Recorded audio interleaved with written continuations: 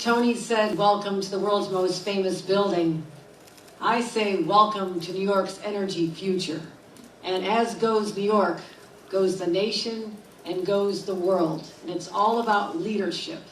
And what you're experiencing and witnessing here today is the manifestation of true believers, people who thought there could be a different way to go forward. And that is what we're here to celebrate today. So thank you, Tony, for being a part of this story, this incredible New York success story.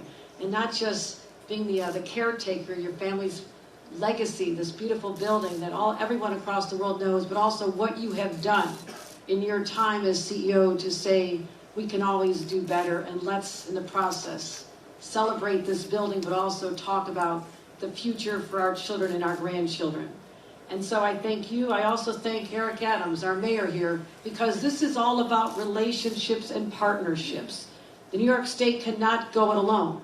Most of the large buildings we're talking about are in the city of New York. So you need to have a synergy between our teams working together, and that has not been always the story of the past, but it is the story of the present and the future. So thank you, Mayor Adams, for joining us here today as well. Also, Doreen Harris, stand up and take a round of applause, because you are the driving force behind what we're doing here today. And also, Senior Vice President Janet Joseph dedicated her life to this, retiring after 30 years.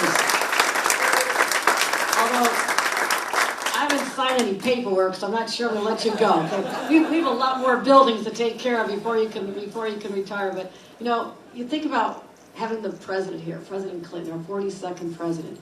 He set this course of action in place about 2007, 2009. He'll talk about the inspiration for why he decided that we could do things differently, and the support of the Clinton Global Initiative and the Climate Initiative is really, again, a partnership that we needed to have to get this even further today. So I want to thank him for understanding, yes, it's always about the economy. I won't say the next word, but you know what I'm going to say next. It is about the economy and how we can also have a clean energy future that creates jobs and creates opportunities for people. So I think that, yes, we're here to announce the Empire Building Playbook. I literally wanted to bring a copy of the playbook and hold it up, but I'm told nobody touches real paper anymore, except me perhaps. So you'll have to go online and print down your own, or look at your own playbook. But this was made possible by NYSERDA and a $50 million Empire Building Challenge. And that is why we're putting money where we believe it needs to be spent. This is just the beginning. We're going to make sure that we continue these partnerships. Well, let's talk about what this is all about. And you heard in more technical terms that I'm going to speak about. You heard from Tony exactly what this looks like.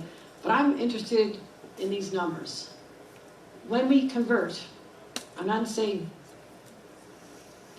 when we convert all buildings here in the city of New York to follow this playbook, it'll have an economic impact of $20 billion while creating 100,000 jobs. I like the sound of that. Let's give that a round of applause. That is what will happen if all businesses understand their moral responsibility to be caretakers of not just the buildings that they oversee and participate in, the landlords, the tenants, but also their responsibility to Mother Earth going forward. And so that's an economic impact. It also helps us achieve our goals to reduce our carbon footprint by 80% in the year 2030. Yes, it sounds bold. Yes, it sounds audacious, and it sounds very New York. That's what we do here. We set high goals, and we will achieve them.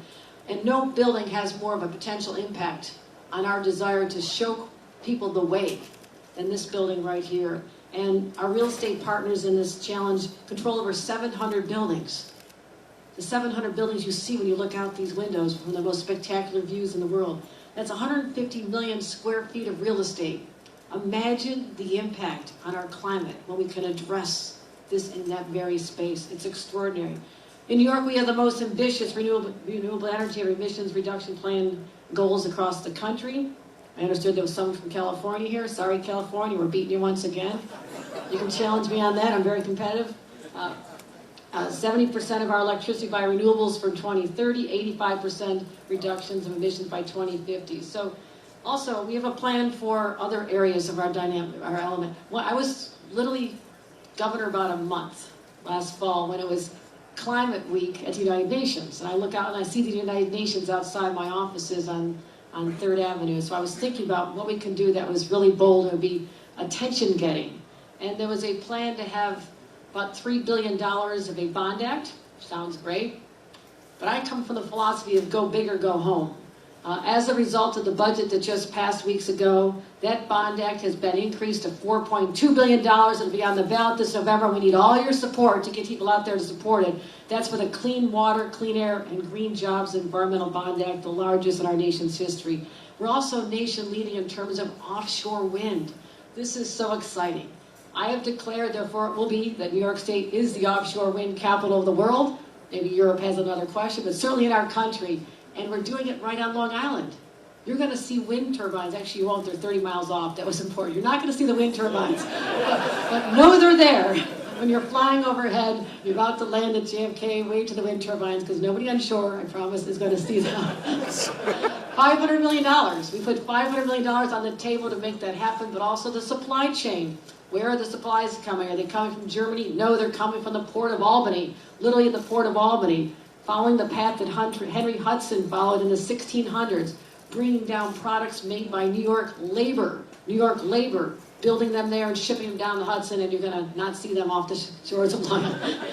Got to get in trouble here. And last week, I'm so proud of this. At the time, we were talking about our plans for bringing more energy to the city to replace fossil fuel enterprises as well as nuclear. There was a plan to bring power from Hydro-Quebec down the Champlain. A lot of people support this. Now, that sounds great. That's hydropower. Wonderful. But there was a competing plan to bring in wind and solar from Delaware County. Okay, so two great plans. And Governor, which one do you like? You know, I like them both. Let's do both. We got that done last week. The Public Service Commission approved both plans, nation leading, as bold as you can possibly get. And that's how we're doing it right here. So we are committed to getting this right. You have the playbook, you have no excuses, and you have history awaiting your actions here today. Because I grew up in an area that was a toxic dump, 30 miles from Love Canal, Lackawanna, New York, where I was born. I grew up thinking that the skies were orange, because that's all I saw with the discharge building out from the steel plant where my dad and grandpa worked. Bethlehem Steel, orange skies. You literally couldn't see going over some of the bridges. And then the water, we literally swam in Lake Erie when everything was floating and it was creepy, but no one knew better. It's amazing. I'm still alive when I think about that. That's another story. But we saw what happened. We were able to turn the trajectory. That water is pristine now. The air is clean. We made a difference because we made a decision. That is the decision we're making here today, my friends. We're making a decision that the largest climate polluters we know are not those factories anymore. They're buildings. So we tackled the buildings, we solved the planet crisis, and it began in a room like this right here today, and all of you were part of it. Congratulations.